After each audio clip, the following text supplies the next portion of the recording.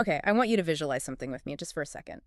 Imagine a massive, restricted facility. And when I say massive, I mean a square of land, 2 miles by 2 miles. It's huge. So we're starting with the highest possible stakes. The highest. And this place has got it all. Research labs, testing installations, experimental tech scattered everywhere. And somewhere inside are storage units holding highly enriched uranium and plutonium. Right. The kind of stuff you really don't want going missing. Exactly. And, obviously this place is built like a fortress. You've got double fences, cameras, motion sensors, the works. But here's the thing. There's a fatal flaw in the design. And it's not the obvious thing, like a hole in the fence. Not at all. It's not a sleepy guard. It's actually the size of the place itself. It's the distance. Which feels completely counterintuitive, doesn't it? Normally you'd think distance is your friend.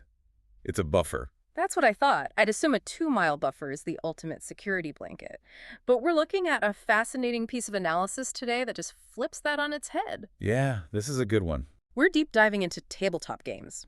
Part I, Nuclear Site, by Lev Nemotin from his channel Uncompressed Thinking. And uncompressed thinking is such a great name for what he does. He takes these incredibly dense, complex systems like nuclear security and he decompresses them until you see the raw logic underneath. And what he reveals here is that distance, in this very specific context, creates a gap, a time gap. And that's where all the danger is. It's an origin story, really. An origin story for what? For a strategic framework, a way of thinking that goes so far beyond just nuclear sites. We're going to start right here with this very physical, gritty reality. Guys with guns, mud, sirens. Exactly. And we're going to trace how that exact same logic is now evolving to help us understand the security of artificial intelligence. Which seems like a massive leap. I mean, going from uranium and steel plates to neural networks. But the connection Nemotin makes it's kind of brilliant. It really is. So our mission today, understand how these old-school tabletop strategy games provide the blueprint for thinking about AI safety. So, shall we step inside the perimeter? Let's do it. So, back to that 2-by-2-mile site. Now, let's talk about the adversary. We're not talking about, random teenagers trying to hop a fence. No, and that's a crucial distinction. The assumption in all the modeling is that the intruders are professionals. They haven't just shown up. They've done their homework. They know the layout. They know where the storage is. They're prepared. And they move with purpose. Okay, so scenario. An alarm goes off at the perimeter fence. The bad guys are in. Right. The second they cut that wire, a siren goes off at the central guard station. The response team gears up. They're moving out. Standard procedure. But, like we said, the site is huge. And that's the time gap. Precisely. Just think about the friction involved. The alarm rings. The commander has to verify it's not a false alarm, a deer or something. Right. The team has to jump in their trucks. They have to drive maybe a mile, maybe more, across the site. Even with sirens wailing, that takes time. And while the good guys are driving? The bad guys are working. That is the fundamental vulnerability. The intruders are already at the target building trying to breach the door, get the material. It's a race. It's a race, but it's a mathematically rigged one. And this brings us to what I'd call the God metric of this entire piece. You remember one thing from this, it's this term, response time, or RT. Okay, let's unpack RT. Because it sounds simple, distance over speed, but Nemotin treats it like life and death. Because it is. RT isn't just the travel time. It's the time from the moment the alarm rings to the moment the response team is effectively engaging the intruders. Engaging, not just arriving. Exactly. It includes getting out of the trucks, deploying, everything. And the implications are that they're binary. Totally binary. Yep. It's win or lose. If the bad guys can finish their job, steal uranium, sabotage the lab, in less time than the RT, they win, period. Doesn't matter how tough the guards are. Doesn't matter if you have a tank on the way. If the tank shows up 10 seconds after the bomb goes off, the system failed. Nemotin calls security a matter of margins. Yes. The site's security chief has to ask a really tough question. In the worst realistic case, can my team get there before it's too late? And if the answer is no, or even maybe, then all that distance we thought was a good thing, it's actually become the weapon used against you. This is where the title of the piece comes in, tabletop games. Now, when I hear that, I'm thinking, Dungeons and Dragons or something. A little less fantasy, a lot more anxiety. But the mechanics are surprisingly similar to wargaming. Nemotin describes these sessions from years ago. You have to picture it. I love this visual. No screens, just people around a map. A huge, scaled map of the entire site spread across a big table. And the detail was extreme. Every single building, the road network, elevations, every guard cabin. It was all physically there. And they use this map to calculate the response time. Exactly. It was just practical geometry. They'd pick a breach point, say, the northwest corner. Then they'd physically measure the path the response team's trucks would have to take. But surely it's not that simple. I mean, what about weather? What about snow? That's where the game part comes in. They'd introduce variables. They'd say, okay, it's November, it's been raining, this dirt road here, it's mud, your trucks move at half speed. Oh, so the RT is a dynamic score. It changes. Constantly. Yeah. Or it's 3 in the morning, you have a skeleton crew on, add 30 seconds to mobilization time. They ran the math for every possible combination. So it wasn't abstract. It was, like he says, practical geometry combined with time. And that combination is what reveals the hidden weaknesses. You might look at a map and think a certain lab is safe because it's in the middle of the site. Right. But when you run the numbers with mud and darkness, you suddenly realize, wait, the RT to that lab is actually 4 minutes longer than it takes to kick down the door. And that's the margin. And those 4 minutes are the difference between security and a global catastrophe. They were hunting for negative margins. Any scenario where the attack was faster than the defense. Now, here's where it gets really interesting for me. It's one thing to look at a map. It's another to trust that math when actual bullets are flying. Moten shares this anecdote about a day at the shooting range. This is a pivotal moment in the piece. It shifts from the theoretical to the just, visceral reality of materials. So paint the scene for us. They're at the range, and they're testing the protective cabins, these little reinforced huts where guards are stationed outside the labs, and they were just blasting them with heavy weapons. And I think the normal assumption is the goal is to prove the cabin is, invincible, bulletproof. Right. Like in a movie, the bullets just bounce off. But Moten makes this crucial point. Bulletproof is a myth. Nothing is truly bulletproof. Given enough firepower, any barrier will fail. So what was the point of the test if they knew it would eventually fail?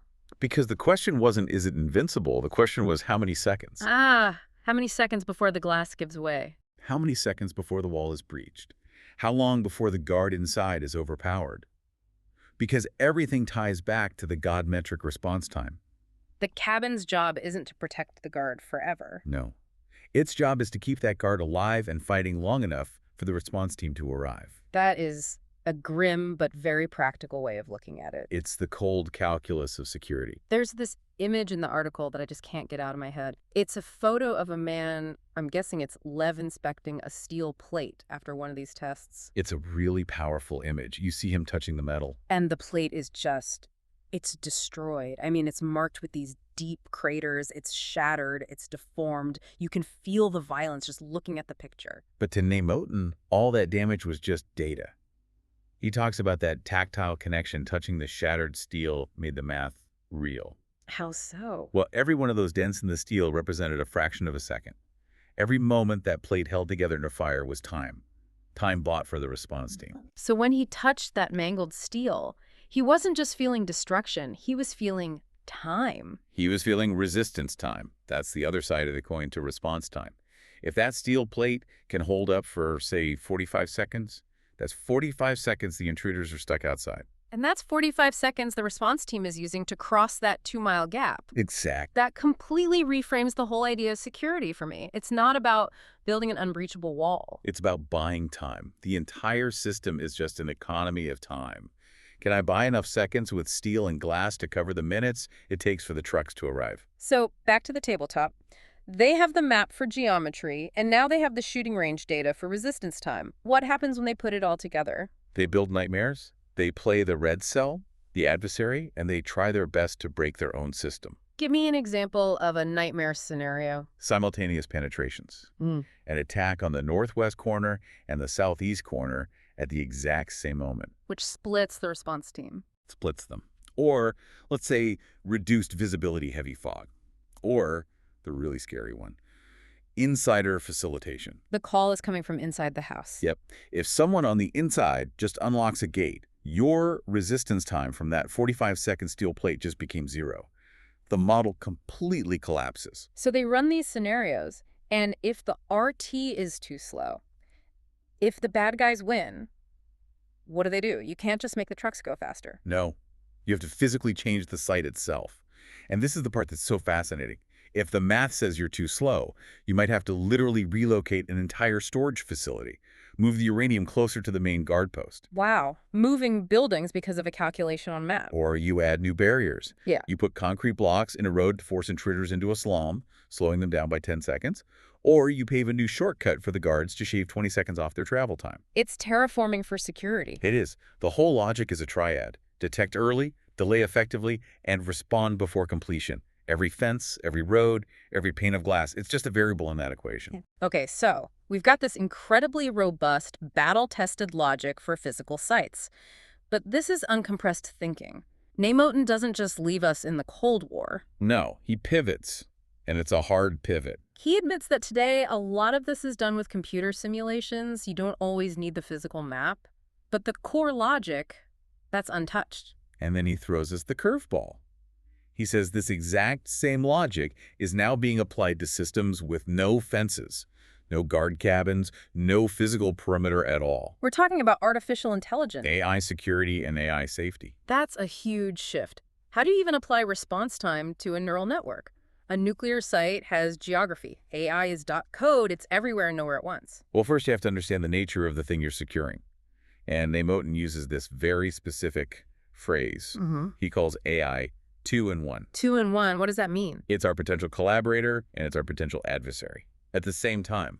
That's unnerving. With the nuclear site, the bad guys were clearly the ones in ski masks coming over the fence. Here, the bad guy might be the system itself. It might be. Or it might be the AI hallucinating or executing a rogue command or being manipulated. But let's stick with the time gap. In AI, where's the distance? There's no 2-mile road for a response team to drive down. Right. Digital actions happen at the speed of light. And that's the critical insight. In the digital world, physical distance is meaningless. But, and this is the big aha moment, the governing variable is still time.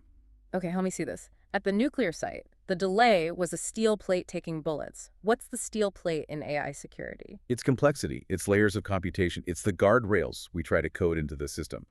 Namoten is arguing that we have to artificially create distance inside the code itself. We have to deliberately slow it down. We have to create friction.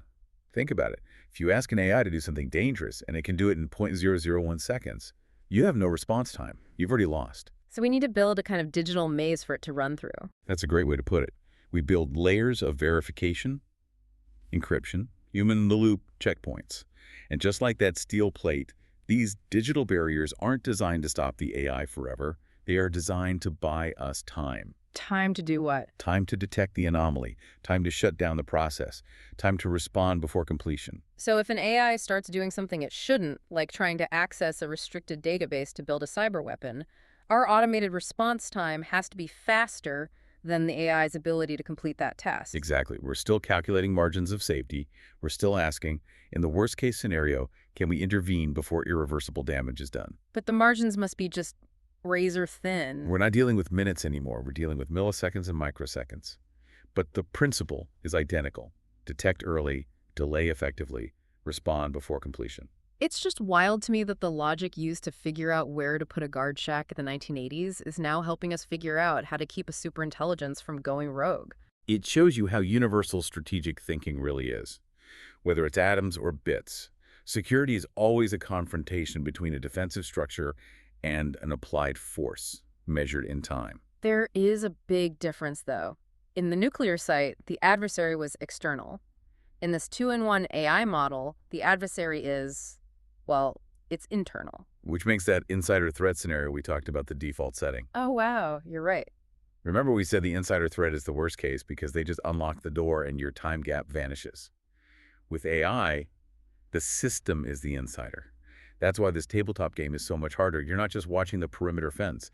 You're trying to watch the mind of the machine itself. And just like the steel plate, we have to assume our software guardrails will eventually fail. You have to. No firewall is perfect. No safety filter is perfect. If you hit it hard enough and long enough, it will break. So just like Namoten touching that dented steel, we need to look at our software defenses and ask the hard question, how long will this hold? Not is it safe, but how many milliseconds does this buy me? So what's the big takeaway for us? For the learner listening who maybe isn't guarding plutonium or coding the next big AI. I think it's a mindset shift, away from this binary idea of safe versus unsafe, and towards thinking in terms of time. We live in a world where we obsess over being secure, but Nemoten's work shows us that security is a verb, not a noun. It's a dynamic race. So instead of asking, is my business secure or is my data safe? You should be asking, what is my response time? If a crisis hits, a data breach, a PR disaster, how long does it take you to even detect it? How long to verify it? How long to mobilize a response? And have you built in any steel plates to slow the crisis down while you're scrambling? That's it. Can you create buffers? Redundancies. You're just trying to keep your response time faster than the adversary's completion time, whether that adversary is a hacker or just a market downturn. It's actually kind of empowering. It makes you realize nothing can be perfectly safe, but everything can be made safer by just widening that margin, even a little bit. That's the art of it, the art of widening the margin. So we've gone from a 2-mile nuclear site, we've touched the dented steel plates, and we've ended up inside the digital brain of an AI. Quite a journey. And And it all started with a map on a table, it all comes back to that one metric, response time. the God metric. As we wrap up, I want to leave everyone with a final thought. We talked about how, at the nuclear site, the fatal flaw was distance.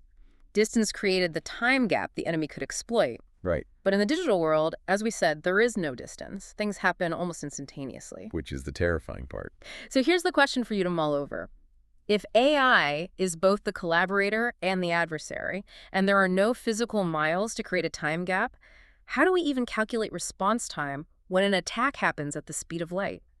Are we even capable of building digital distances strong enough to hold back a superintelligence, or do we need an entirely new physics of safety? That's the billion-dollar question. Yeah. And I think Nemoten would say, we better get back to the tabletop and start figuring it out. Indeed. Thanks for diving deep with us. See you next time.